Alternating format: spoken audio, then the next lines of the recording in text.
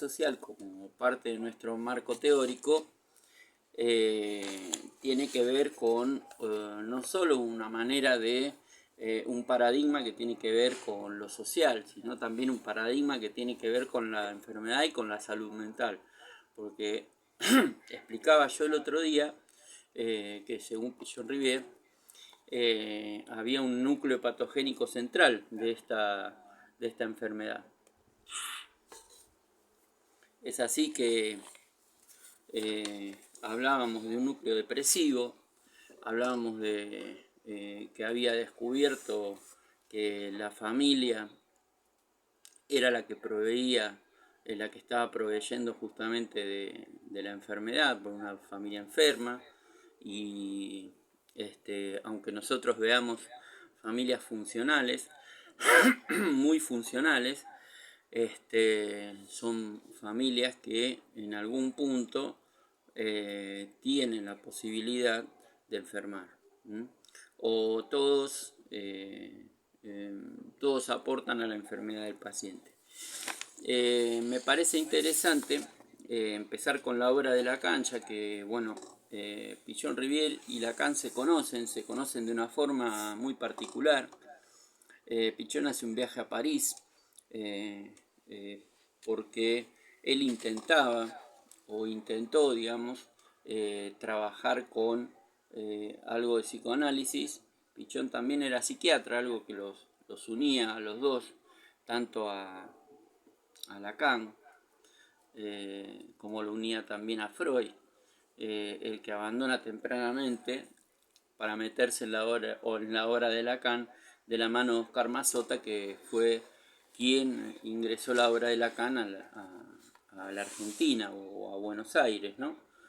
Entonces, él viaja a París en un intento de analizar en persona a Antonin Artaud, que estaba en el hospital de la Salpêtrière. Antonin Artaud estaba completamente loco, esquizofrénico.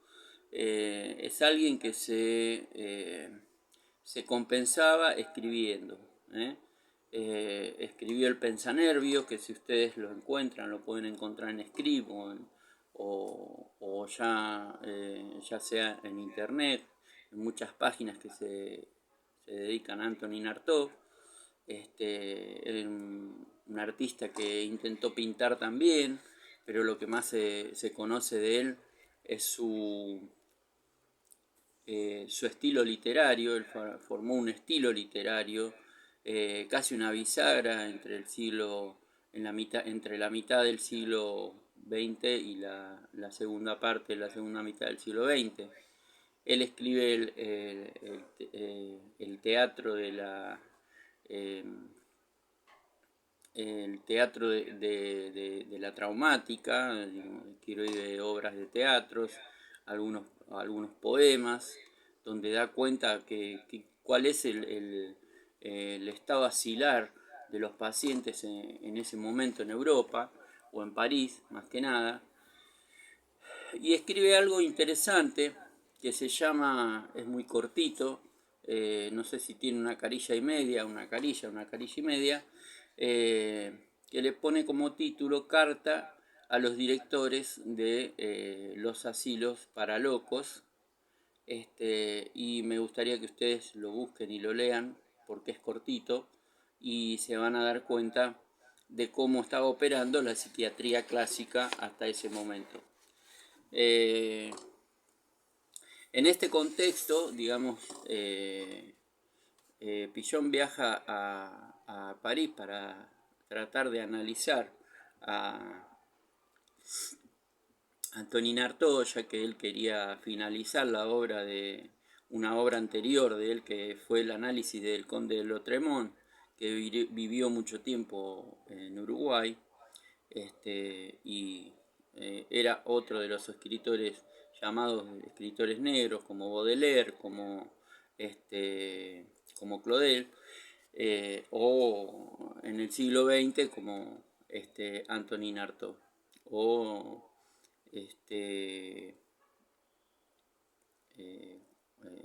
Albert Camus, los dos parisinos, los dos franceses. En su locura o en su momento de cordura, Artaud no lo recibe a, a Pichón, ¿no? Aunque está mediando Lacan ahí, que era psiquiatra en ese hospital, no lo recibe. Y se encuentran, y Lacan lo invita a cenar a su casa, tienen ciertas conversaciones, ¿eh? Y bueno, ahí se conocen. Pichón como que toma casi como bandera la obra de Lacan y no así la estética o la ética de la Asociación de Psicoanalistas de Buenos Aires, que él tenía otra idea, de la cual fue presidente y de la cual renunció diciendo que los analistas en Buenos Aires eran cafillos de la angustia, ¿no? Que hacían laburar a la angustia para, para beneficio propio. Y que acomodaban la vida de su analizante o de su analizando, como se llama cuando uno está en el diván.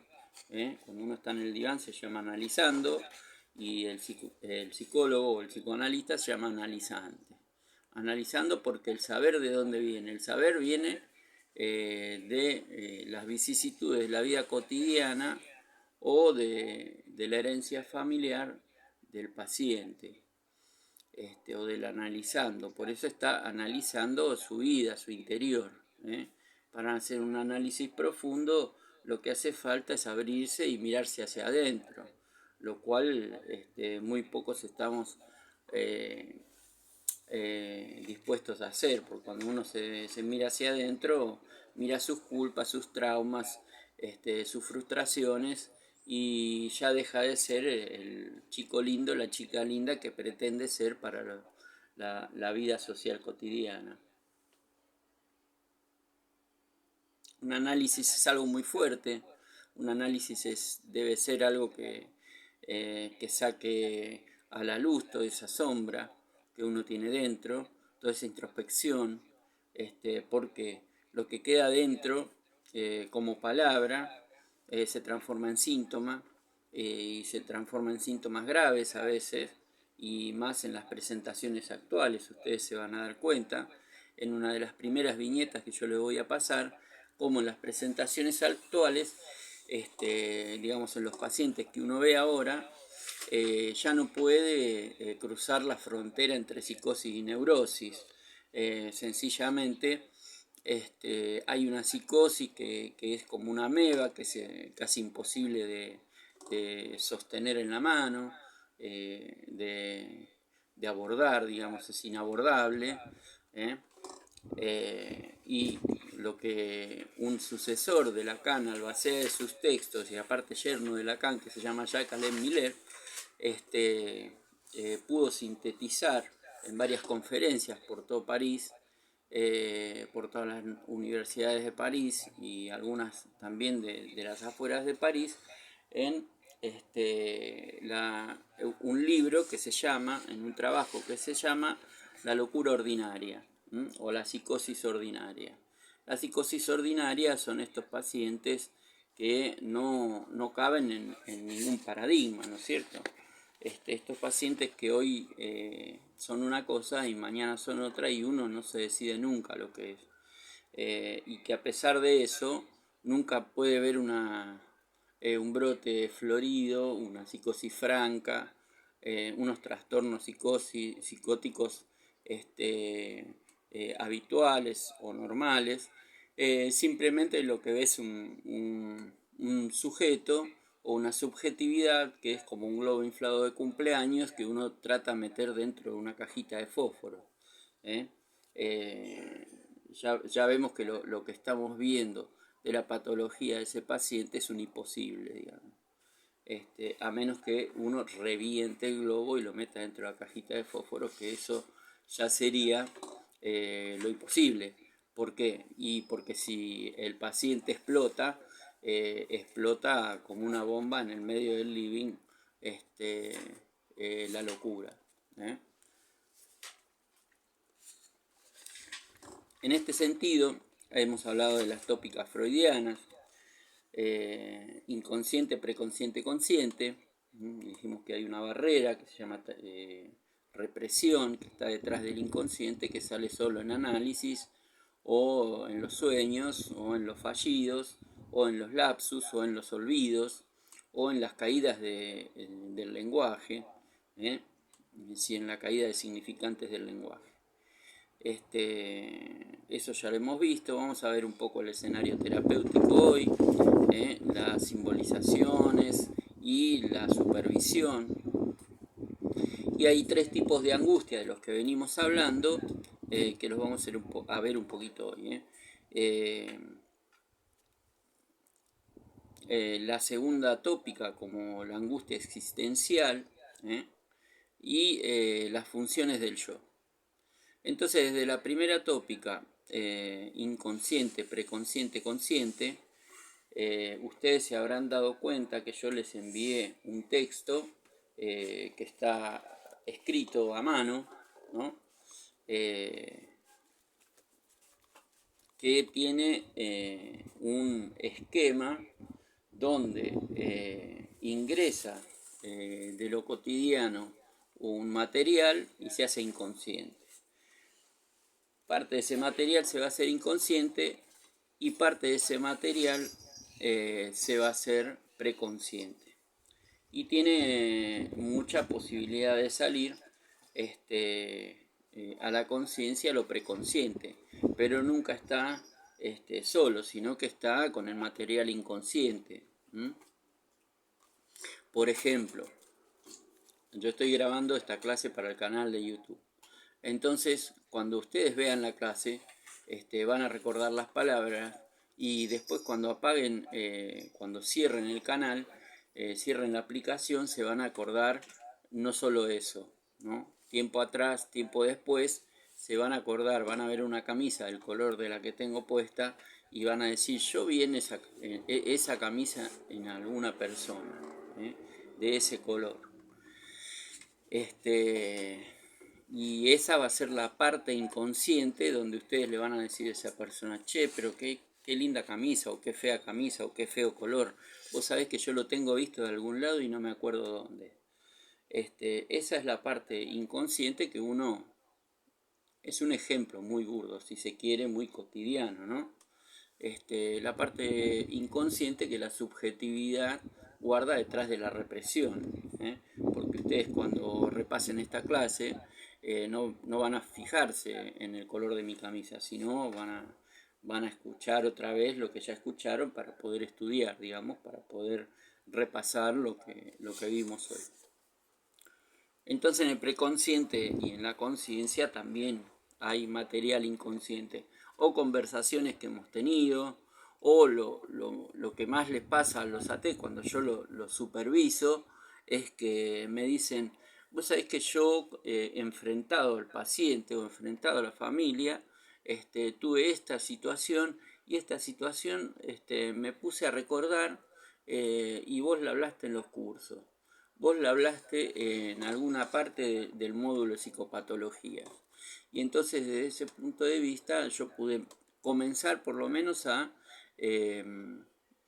solucionar o reemplazar esa situación por otra, que es lo que tendríamos que hacer, que es nuestra parte terapéutica, digamos, ¿no?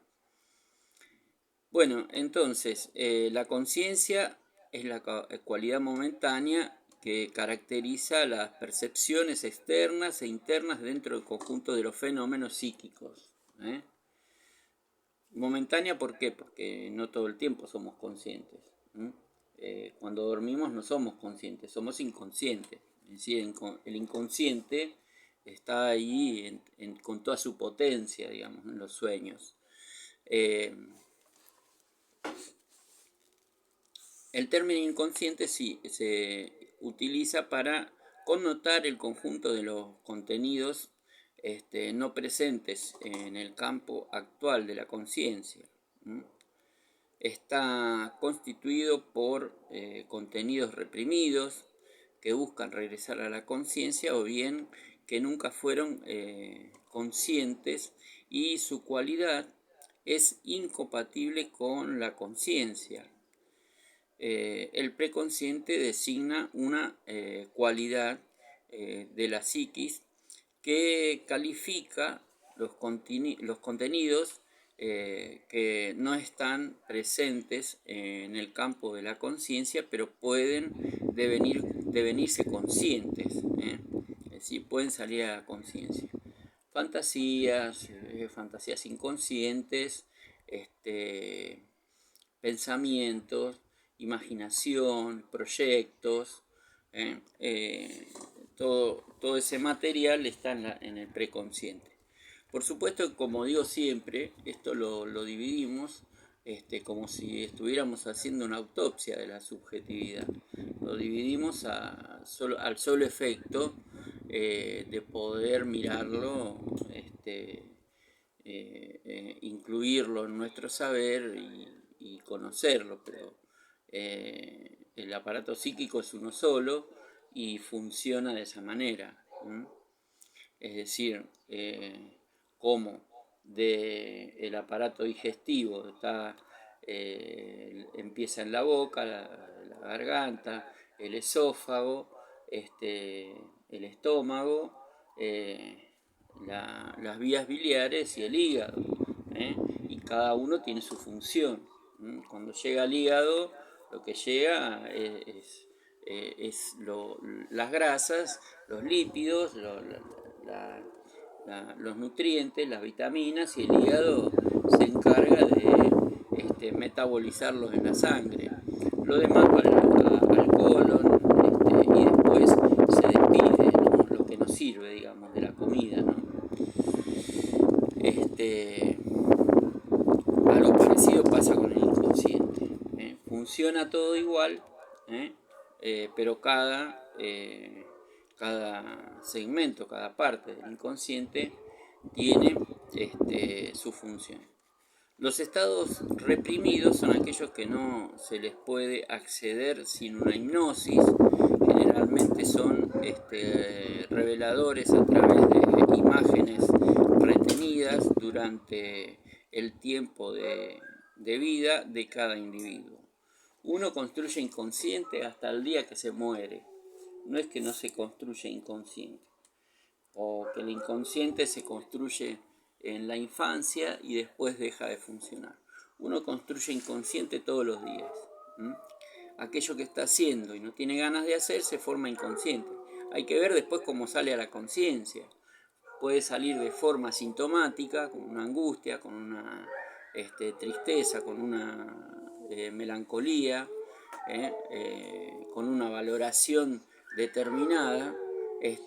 Puede salir a la conciencia de muchas formas, en forma de palabra, que es lo mejor que nos puede pasar, de forma de palabra, en forma de palabra o en forma de trauma. Lo traumático, el brote de violencia, el día de furia, el momento de crisis. Hablemos de la segunda tópica. ¿Por qué la segunda tópica? Bueno, primero porque cae en desuso la primera, cae en desuso por lo habitual, por la naturalidad, y porque Freud empieza a pensar desde otro punto de vista cómo llegan a la conciencia los materiales o el material inconsciente. Entonces la segunda tópica va a ser ello, yo y superyo. Está construida desde el punto de vista del sepultamiento del complejo de Edipo hacia el periodo de latencia y la adultez. El ello es aquel recorrido de la pulsión de muerte, de la pulsión de vida. La pulsión de vida es pulsión de amor. Y un profesor que yo tuve mucho tiempo, y que fui asistente de él en la cátedra de psicomotricidad del Hospital Borda, que él era jefe de servicio, él hablaba de una pulsión de fusión. En realidad traía el psicoanálisis francés, del psicoanálisis francés tomaba la psicomotricidad, y esta pulsión de fusión era la pulsión que nos une a todo lo que sea materno o paterno, ¿no? La pulsión de fusión. El niño necesita, la niña necesita fusionarse a estas funciones, pegarse, adherirse para continuar la vida. Esto lo hemos hablado en la primera clase. El ello recorre estas pulsiones y ¿qué pasa con él? Avasalla al yo, porque el ello es demanda pura, demanda pura. Como esa persona que es demanda pura está situada en un punto cardinal, diría yo, de la infancia, ¿no? Siempre demandante, siempre pidiendo algo y nunca se conforma con nada, igual que los chicos, que hay que darle un montón de vueltas para que se conformen con algo.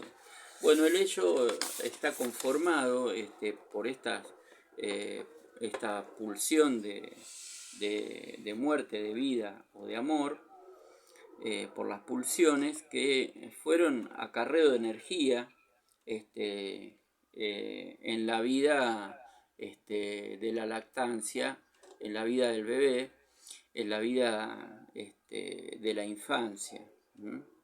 Es un recorrido que va construyendo nuestro cuerpo, que va construyendo primero un incipiente cuerpo con los cuidados de la madre, con las miradas de otros, digamos con las caricias de la madre, del padre. Se construye un ello que va acarreando, como decía, esta energía que Freud va a determinar o nominar como libido. Hay un acarreo de esa energía. Esto va a ser una base o va a ser modular, va a ser un nudo hacia las necesidades en la adultez.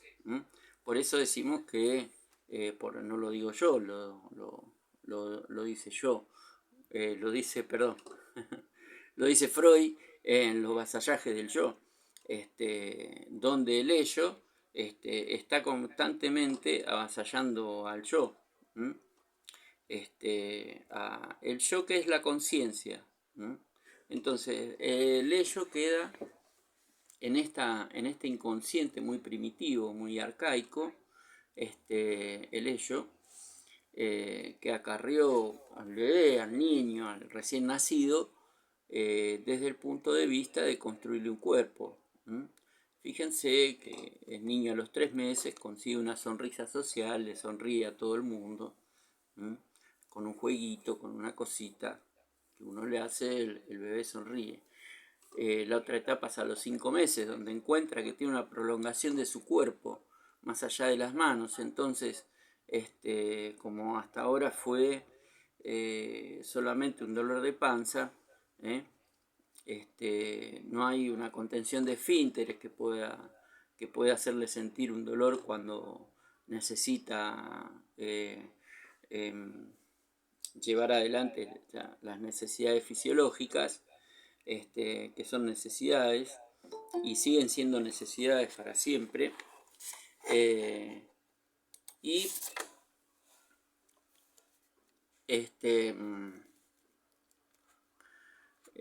luego a los 5 meses encuentra que tiene una prolongación más allá de su panza, que se llaman pies. Entonces el niño a los 5 meses, que son evaluaciones de la psicomotricidad, ¿no?, del psicoanálisis con niños, a los 5 meses el niño lo que necesita o lo que tiene que verse de niño es cómo busca agarrarse los pies. Muchas veces no lo consigue, pero va a insistir hasta la que lo consiga, y hasta que se lo lleve a la boca. Inclusive a veces se sacan las medias, se chupan el dedo gordo del pie, y eso es muy común y es muy sano, y trae la posibilidad también de armar, de constituir toda un cuerpo de la cintura para abajo desde el punto de vista que hay una preparación para que el niño se siente a los 6 meses. A los 6 meses el niño se tiene que sentar. Desde el punto de vista de esta función de sentarse, el niño empieza a ver el mundo de otra forma, porque ya no necesita los brazos del padre, los brazos de la madre, del abuelo, de la abuela, de la tía, de los primos, como para poder sentarse, digamos, poder mirar el mundo. Se sienta solo, empieza a tener autonomía y empieza a ver el mundo. Entonces uno lo sienta en el cochecito, le pone juguetes y el niño va conociendo otras cosas. Todo eso tiene que ver con el ello, ¿no? Con este acarreo divinal, con este acarreo de una energía interneuronal, le llamaría Freud, está entre las neuronas, es decir, que tiene una tópica, que tiene un lugar esa energía, está en la sinapsis, quizás. Nunca lo terminó de estudiar, porque bueno, Freud era neurólogo,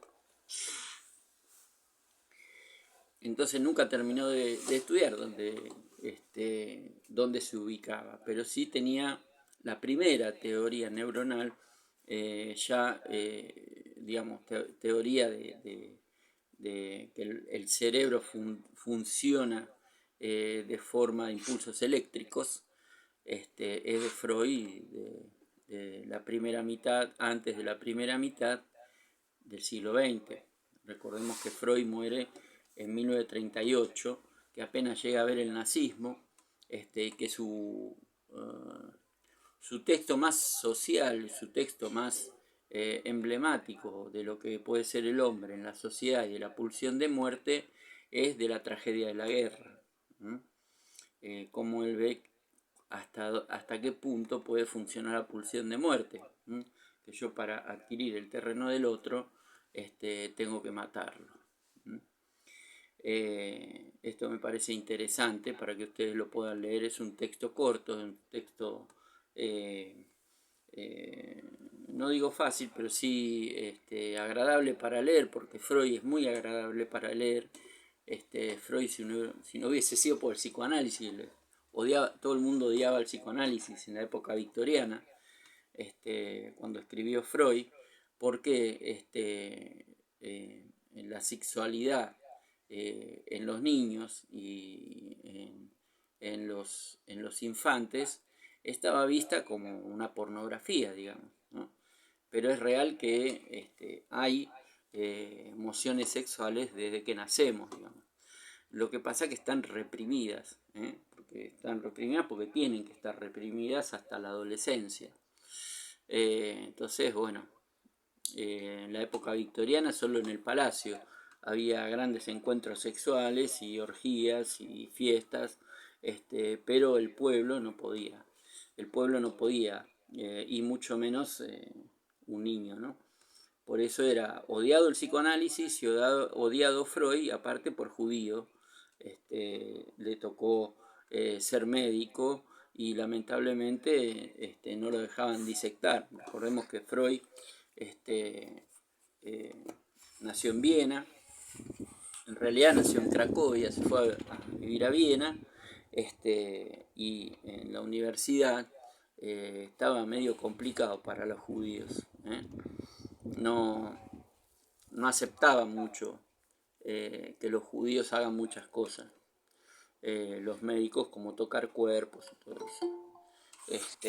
Entonces Freud fue alguien que pudo disectar poco, y al disectar uno puede ver, por ejemplo, cómo están formadas las meninges del cerebro, en qué posición están, por qué existe una enfermedad que se llama meningitis, bueno, cómo de forma, la aparición del microscopio electrónico, primero del microscopio eléctrico, el que tiene la luz abajo,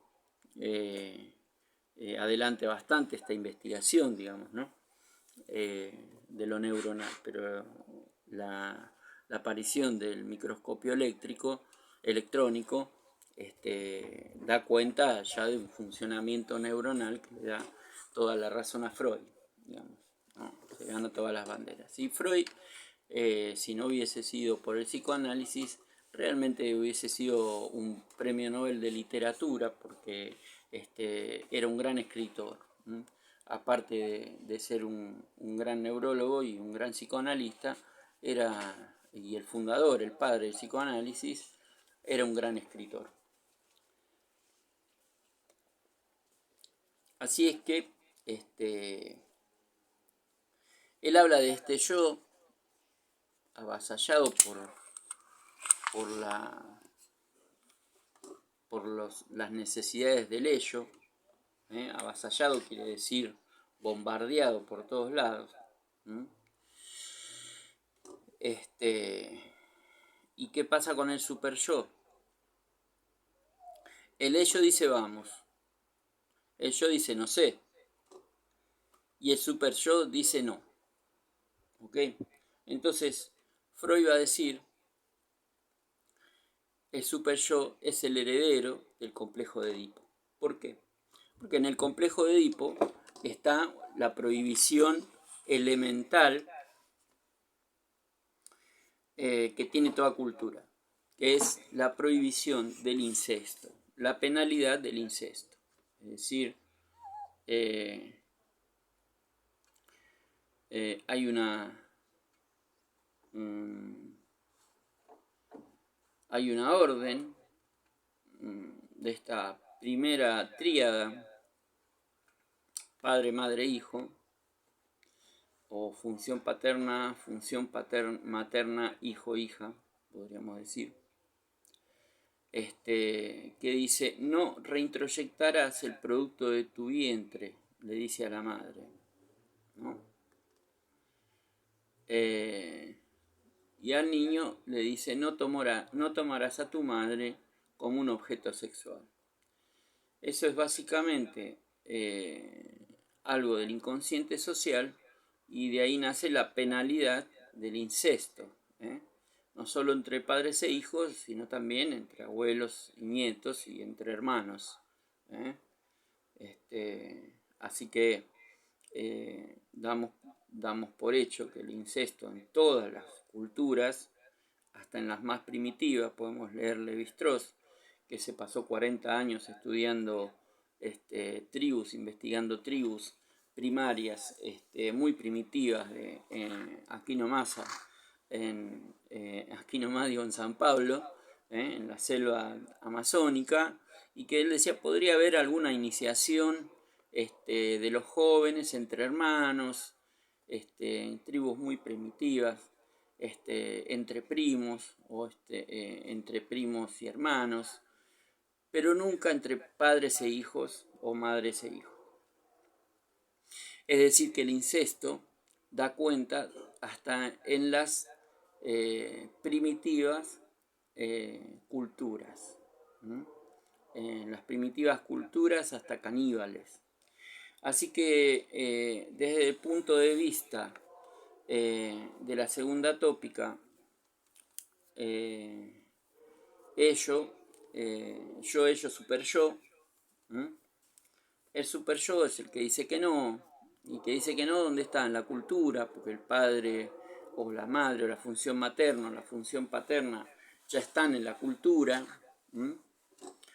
Entonces viene la autoridad, los límites, la posibilidad de la detención, digamos, de hacer detener a un sujeto antes de que cometa una barbaridad o antes de que haga una travesura al niño. Están los límites. Entonces el super yo, dice, es el heredero del complejo de Edipo. Edipo lo traemos a cuenta desde el punto de vista que fue alguien que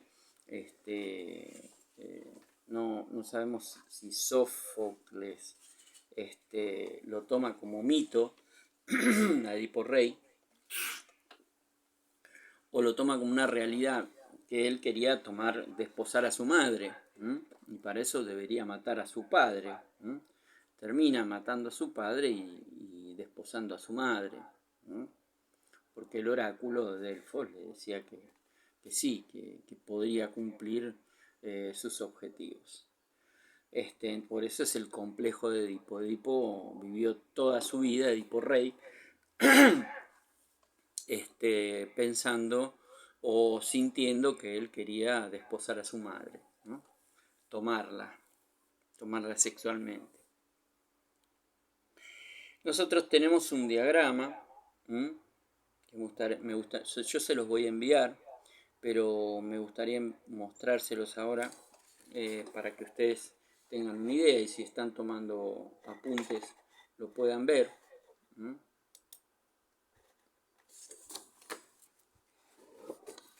Hemos hecho un diagrama que tiene que ver con el modelo de los témpanos. No sé si se llega a ver. Es el modelo de los témpanos. Lo que se ve del témpano, como el que chocó el Titanic, se partió por la mitad, es la parte de arriba. Pero la parte que está subsumida debajo del mar es mucho más grande e importante que la parte de arriba, que lo que se ve. Es mucho más consistente. ¿Por qué? Porque se sostiene vivo debajo del agua.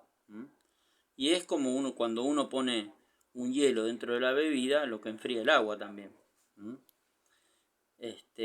Así que, bien. Este modelo tiene que ver con las dos tópicas. Con la primera y la segunda tópica. Todo esto para pasar después, si nos queda tiempo hoy, a la introducción de lo que vamos a llamar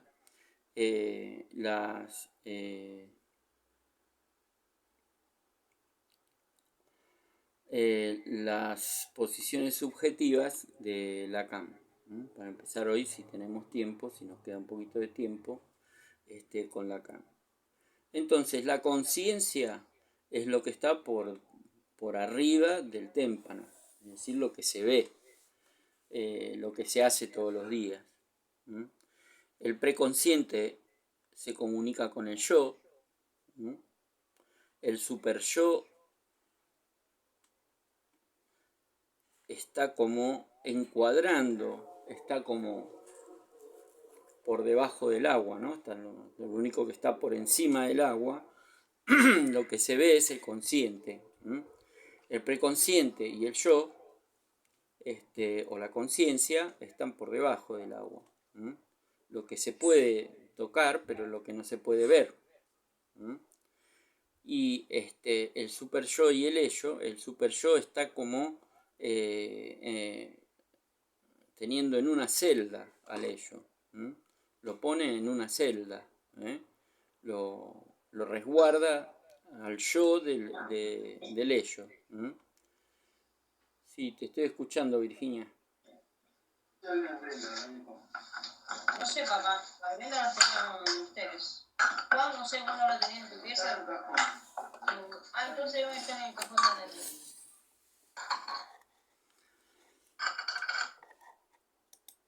Natalia. Virginia, tenés el micrófono abierto y nos está complicando un poco la clase. ¿Puede ser que lo cierres? Maricet.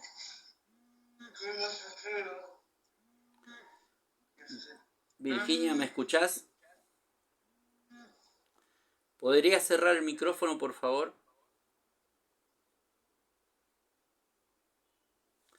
Bueno, continúo. Bien, y el inconsciente es toda la parte del del témpano que jamás va a salir a la superficie. Este diagrama del modelo estructural de las tres instancias, yo, ello y superyo, y de superposición con el modelo espacial de la psiquis en la primera tópica de Sigmund Freud, consciente, preconsciente, inconsciente, preconsciente, consciente. El ello es la instancia, decimos, más antigua, original, de la personalidad y la base de las otras dos. Comprende todo lo que se hereda, está presente al nacer y se presenta de forma pura en nuestro inconsciente. Representa nuestros impulsos o pulsiones más primitivos, constituye, según Freud, el motor del pensamiento y el comportamiento humano, opera de acuerdo con el principio de placer y desconoce las demandas de la realidad. ¿Cuál es la realidad? Bueno, la realidad, la conciencia, dijimos que la tutela el superyo. Entonces, al tutelarla al superyo, el ello lo que hace es ordenar la pulsión, digamos. Ordenar la pulsión, sí, ordenar las necesidades, empujarla. En alemán, el término pulsión no existe. Es un término que está traducido y que no tiene traducción al castellano. Freud en sus textos originales habla de Trieb, así como suena, Trieb. Y Trieb es en alemán quiere decir tren, lo que empuja, lo que pulsiona, lo que tracciona. El tren es aquello que la locomotora es aquello que empuja todos los vagones, ¿no? Es eso, la pulsión.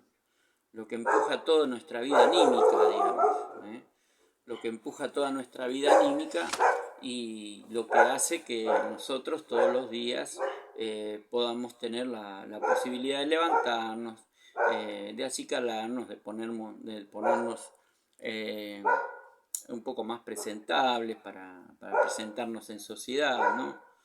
Ya que la sociedad también es el super yo, en el cual tenemos que guardar algunos preceptos para la convivencia.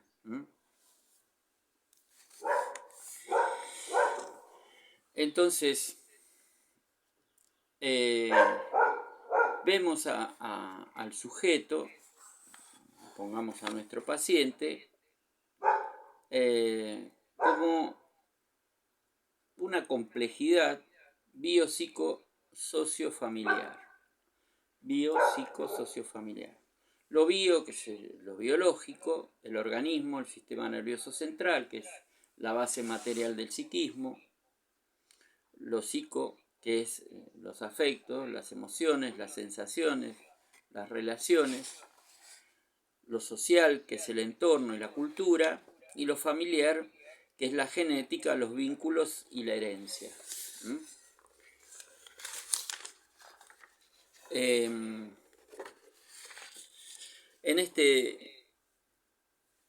esta construcción, el escenario terapéutico se nos hace bastante complejo. Es decir, que nosotros tenemos una comunicación de inconsciente a inconsciente con el paciente. Siente lo mismo que nosotros, lo representan las mismas figuras que nosotros. Cuando nosotros hablamos de madre, cada uno piensa en su madre, no piensa aparte de un término general para reconocer que es una progenitora, digamos, de nuestra vida, piensa en una madre y piensa en su propia madre. Entonces, en el escenario terapéutico trabajamos con el material consciente del paciente, con el existente en el lenguaje, con la palabra, tratando de retener o memorizar todo lo importante en ese espacio que reconocemos como consciente. Es decir, podemos reconocerlo como consciente, pero siempre van a estar jugando las emociones, las pulsiones inconscientes que tienen una comunicación con el inconsciente de nuestro paciente. Es decir, que nosotros no podemos dejar de ser quien somos para empezar a trabajar. Nosotros no podemos dejar nuestro psiquismo detenido en casa para ir a trabajar. Es decir, vaciarnos de contenidos e ir a trabajar con el paciente. Sí, lo que podemos hacer es tomarnos un pequeño espacio, un pequeño, por así decirlo, recreo, antes de trabajar con el paciente, quizás sentarnos a tomar un café en algún lado, sentarnos en una plaza y tomarnos una gaseosa, un agua, para poder pensar la estrategia de ese día y dejar un poco atrás lo cotidiano de la vida propia, porque en lo cotidiano de la vida propia van a estar estas instancias, las tres instancias: inconsciente, preconsciente, consciente, ello, yo y super yo, que también van a estar en el paciente, porque están construidas en la misma cultura. Entonces, esta es la idea de un abordaje del paciente. El abordaje de, primero, la aceptación incondicional. ¿Qué quiere decir aceptación incondicional? A veces los pacientes no se dan cuenta que se tienen que bañar, a veces los pacientes no se dan cuenta que tienen que ponerse una ropa linda, una ropa limpia, a veces no hay quien se las lave, a veces tienen piojo, a veces tienen feo olor, pero por debajo de todo eso que nosotros tratamos de evitar, y yo diría más que por debajo, a la par, hay una persona. Entonces, de ahí va la aceptación incondicional. Sin ningún tipo de concesiones y de condiciones, aceptamos que vamos a trabajar con ese paciente. Porque con el tiempo, cuando nosotros empezamos a tener un poco de clínica, un poco más de clínica en el acompañamiento terapéutico, nos vamos a dar cuenta que hay pacientes con los que no trabajaríamos. Más que nada que hay patologías con las que no trabajaríamos, ¿no? Porque se nos hace difícil, porque nos toca muy de cerca, porque nos toca emocionalmente, o porque nos toca familiarmente, porque nos hace ruido, digamos, lo que hace ruido, lo que no queremos ver, lo que no queremos sentir, lo que nos parece que nos va a hacer daño.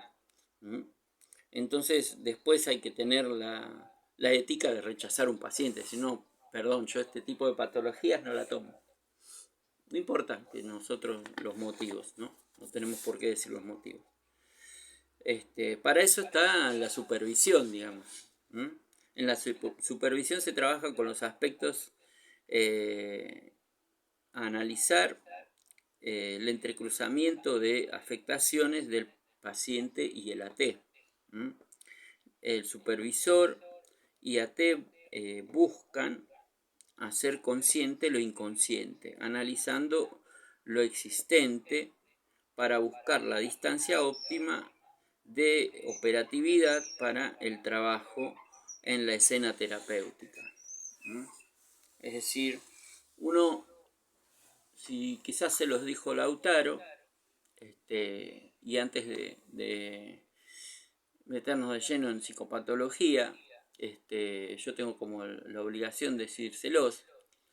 El acompañamiento, como lo vemos nosotros, como lo hemos trabajado en la clínica, tiene tres partes que van unidas. Una ABC. La A es la supervisión. Es decir, uno nunca puede trabajar solo. El acompañante terapéutico trabaja en red, con el supervisor y con el supervisor propio, con el supervisor que ofrece el equipo, con el supervisor y con el equipo tratante. Esta es la primera parte. La segunda, la B, es el análisis personal. Si yo no puedo solucionar mis propios rollos, mis propios problemas, si no puedo tratar mis propios traumas, mis propios trastornos quizás, aquello que nos molesta, aquello que está de más, aquella angustia que está de más, aquello que no podemos dar cuenta de una facilidad de sacarlo afuera, no podemos escuchar al otro. Es como imposible escuchar al otro. A mí esto me parece muy interesante, muy importante, porque hace que nosotros dejemos los pacientes, y un paciente nunca se deja, siempre se hace el cierre. Pero lo que pasa es que cuando nosotros no analizamos lo personal, entonces viene el momento en el cual ese material personal, inconsciente o consciente, nos empieza a hacer ruido con el material del paciente. Porque en algún momento esa comunicación inconsciente-inconsciente se empieza a valorar, digamos. Entonces el análisis personal, yo digo, no importa, quizás ahora no está tan de moda, por así decirlo, entre comillas, el psicoanálisis. No importa si hacen yoga, no importa si hacen cualquier otro tipo de actividad, ¿no? Lo importante es trabajarse uno mismo, digamos.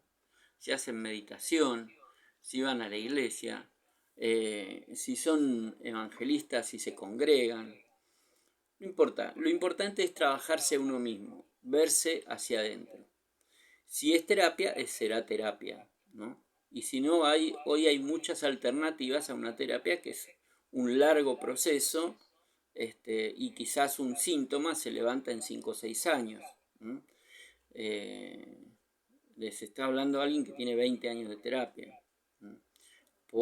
Básicamente por dos cosas, porque por el trabajo y porque yo también he tenido, como todos, mis traumas infantiles.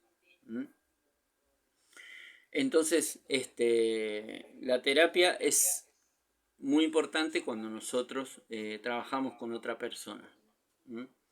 Ahora, no hay obligación de que sea psicoanálisis. Puede ser psicoterapia de cualquier tipo o una actividad que dé cuenta de nuestro interior, de nuestros pensamientos, sentimientos, de nuestras relaciones, de nuestras pasiones. Así que eso me parece importante. Me quedan unos minutitos para ingresar de lleno, digamos, y después les voy a mandar un PowerPoint para que lo vayan viendo y lo vamos a trabajar la semana que viene. Les voy a mandar esta clase y les voy a mandar el PowerPoint. Está hablando sobre la relectura que hace Lacan de Freud y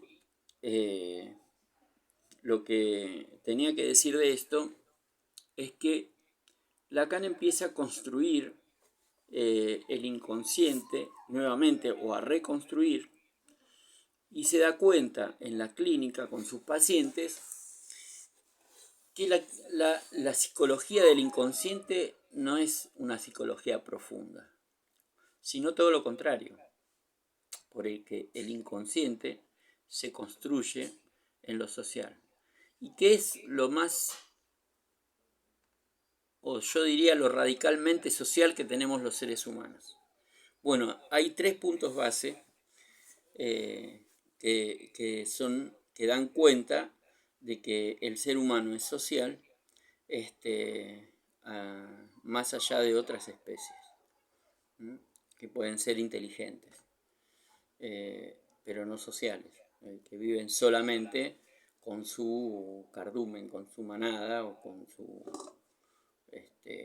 su grupo. El primero es el lenguaje. El lenguaje da como producto el pensamiento y viceversa, el pensamiento da como producto el lenguaje. Pensamiento, lenguaje y organización del trabajo. Hay muchas especies que trabajan, pero medio desorganizadamente, ¿no? Los pájaros hacen un nido, el hornero, sobre todo, trabaja muchísimo para hacer su nido con barro y paja, o barro y pastito seco. Protege a sus pichones con una puertita, como una cuevita. Pero no tiene un horario de 8 horas, no tiene una máquina donde estar enfrente de la máquina, ya sea una máquina industrial o una máquina electrónica, donde estar enfrente de esa serie de trabajo, donde estar enfrente, donde enfrentar el trabajo cotidiano. Entonces, esa es una atribución solamente del sujeto. Al respecto, si a ustedes les interesa y si ustedes quieren ver un poco en tono de relax, por así decirlo, pueden ver Tiempos Modernos de Charles Chaplin, que habla ahí hasta dónde nos lleva la modernidad y esta cuestión de la organización del trabajo. Bien. Pensamiento, lenguaje y organización del trabajo. Entonces, esto está tomado de la psicología social, ¿verdad? Lacan lee en el lenguaje, en la serie que tiene que ver con el lenguaje, un inconsciente. Una serie de significantes. ¿Qué quiere decir esto? Una palabra significa la otra. Da vuelta el par lingüístico, que es significante-significado, y él pone significado-significante. O sea que cada significante tiene su significado. Y cada significación tiene sus significantes. ¿Qué quiere decir significantes? Una palabra que nos cae como un tractor arriba de la cabeza. Así de pesado. Así de pesado.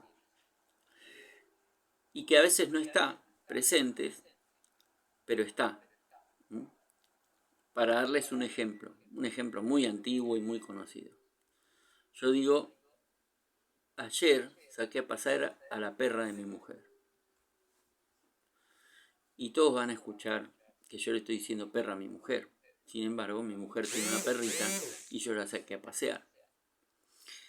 Tiene que ver con el sujeto, ¿no? La perra. Entonces, si yo no separo el sujeto del predicado, queda todo junto. Es decir, lo puedo separar con un punto, con una coma, con un punto y coma.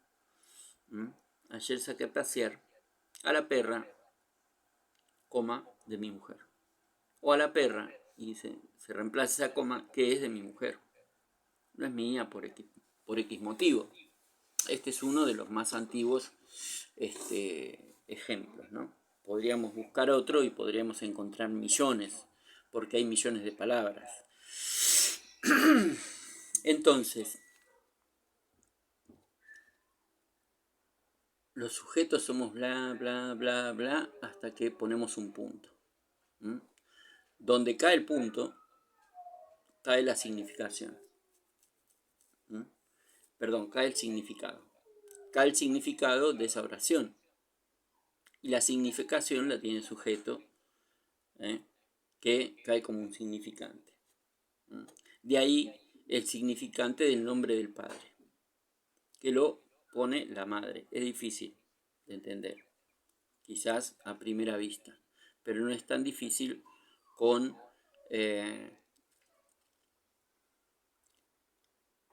ejemplos cotidianos. El niño se porta mal y entonces la madre lo reta y le dice: cuando tu padre venga, ya te vas a dar cuenta lo que te va a pasar. Es una amenaza. Una amenaza que, bueno, el niño toma como real desde el punto de vista que cuando venga el padre seguramente o lo va a retar más severamente o quizás hasta lo va a golpear, le va a pegar, lo va a poner en penitencia o lo va a castigar con otro tipo de castigo. Castigo peor que pueden recibir los niños hoy: te saco el celular por una semana, te saco la tablet,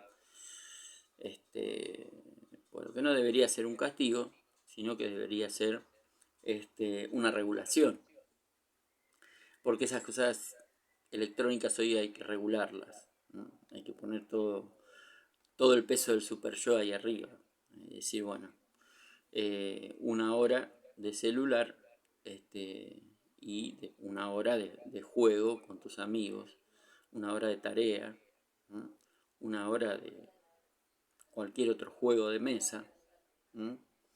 Hay que segmentarlo, hay que regularlo, porque ahí no hay ni segmentación ni regulación. Nos vamos a dar cuenta en las presentaciones actuales, donde está absolutamente caído el nombre del padre, el significante del nombre del padre, que es el que nos da la autoridad, el que nos da los límites, el que nos marca la cancha, como ustedes lo quieren llamar.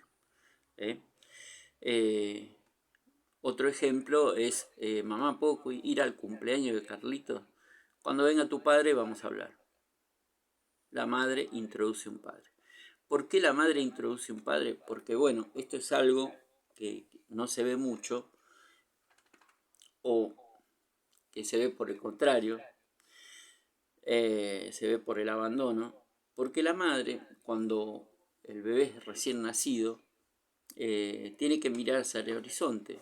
Si no mira hacia el horizonte, no busca un deseo, no busca un objetivo, no busca un proyecto, no busca un programa para su vida, se queda adherida a esa simbiosis muy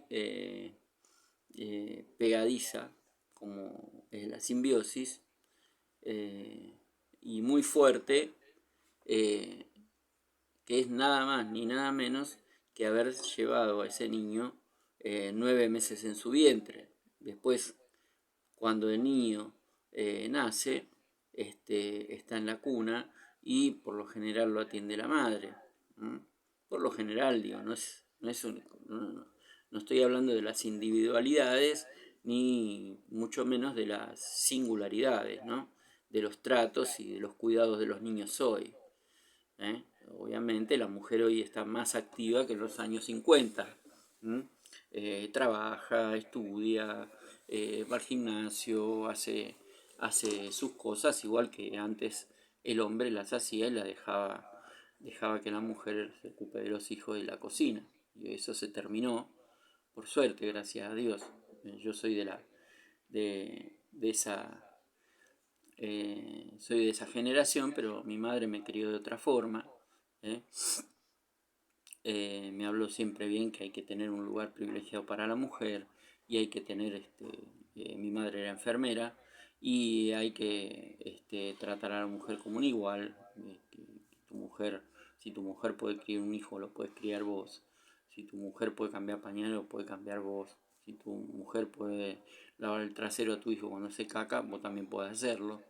Es decir, en una igualdad de condiciones, porque somos 2 seres humanos. ¿Somos diferentes? Sí, gracias a Dios somos diferentes. Si no, la vida sería muy opaca y aburrida, ¿no? Por lo menos para lo que hoy llaman varones cis o heterosexuales y mujeres heterosexuales. Tan aburrido ser todos iguales, que no encontraríamos algo de diferencia como para generar una relación nueva. Bien, ahí empieza la historia, básicamente, de la neurosis. ¿Cuál es la idea de la neurosis? Bueno, es esta la idea de la neurosis. Que más neuróticos somos, cuanto más nuestra madre o la función materna pudo acercarnos, pudo hacer corte y incluir al padre. No solo con las palabras, sino con un deseo. Freud decía, mientras la madre más desee al padre, va a ser mejor para el hijo. Pero si desea otra cosa, como una carrera universitaria, como un curso de acompañante terapéutico, como regar el jardín o cuidar el jardín de su casa, o un trabajo, o otro hombre, no importa. Si desea otra cosa, no se queda adherida a la simbiosis del deseo del hijo. Esa segunda instancia nos va a dar como resultados la psicosis. No la psicosis como enfermedad, no la psicosis como trastorno, como trauma, sino la psicosis como posición subjetiva. La psicosis como posición subjetiva. En la neurosis se introduce, se reprime, ¿se acuerdan de la barrera de la represión?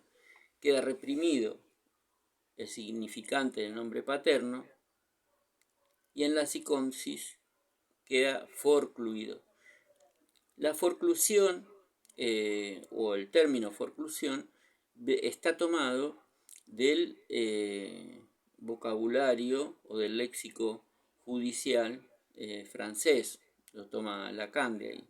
Forcluir quiere decir ingresar un expediente, pero cajonearlo, es decir, nadie lo trabaja, ese expediente. Como pasa en muchos juzgados, es una realidad. Ahora, todos sabemos que hay un padre. Hay que ver si la madre trabaja el expediente para colocar a ese padre donde tiene que estar. Así tenemos, por un lado, represión de la función paterna, neurosis, con sus dos polos, histeria y obsesión. Forclusión de la función paterna, el polo de la psicosis, o la posición subjetiva de la psicosis. Después veremos qué pasa con esa psicosis, qué pasa con esa posición subjetiva, que por ahora vamos a verlo solo como una posición subjetiva. No vamos a dar cuenta ni de síntomas, ni de traumas, ni de trastornos, ni de nada que se le parezca. Y por otro lado, va a nombrar o va a dar cuenta de la perversión. Pero no de la perversión, sino como la perversidad sexual, digamos. Sino de la perversión como de la transgresión de toda ley. Por otro lado, la madre, como dice, vas a ver cuando venga tu padre, e incluye al padre dentro de la familia, también puede decir, ¿y para qué sirve lo que hace tu padre? Gana poco dinero, tiene un trabajo oscuro, gris. En una palabra, es un inservible. Lo dice con palabras o lo puede dar a conocer de cualquier otra forma. Recordemos que cuando hablamos y cuando actuamos, los niños nos están mirando, porque los niños actúan por imitación, aprenden por imitación. Entonces, esta frase tan popular que dice, el fruto no cae muy lejos del árbol, tiene que ver con esta cuestión de que los niños aprenden según los modelos que reciben. Si reciben un modelo que tiene que ver con la neurosis, con la posición subjetiva de la neurosis, aparte de algunos otros atributos que tenga un modelo, tendremos neurosis. Si no hay separación, no hay modelo. Si no hay corte, no hay modelo. Y tenemos psicosis, tenemos forclusión. Y si tenemos perversión, hay separación, hay represión, pero hay subestimación de esa función paterna. Es decir, cuando yo soy más grande, puedo delinquir, puedo enfrentarme a la ley sin tener sin esperar mayores consecuencias, porque la ley estuvo destituida por la función materna, y puedo con el otro, siempre. El otro es mi sirviente, digamos, mi padre o la función paterna estuvo para servirme, para servir a mi madre, y no estuvo para poner el orden. Así que estas tres posiciones subjetivas tienen que ver con la colocación del significante del nombre del Padre. Del significante del nombre del Padre. Lo repito.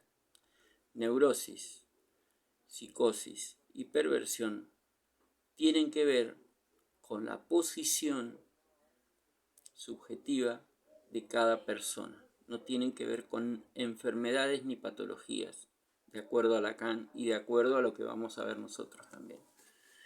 Recuerden que el marco teórico de este curso, de esta formación en psicopatología, es la psicología social y el psicoanálisis.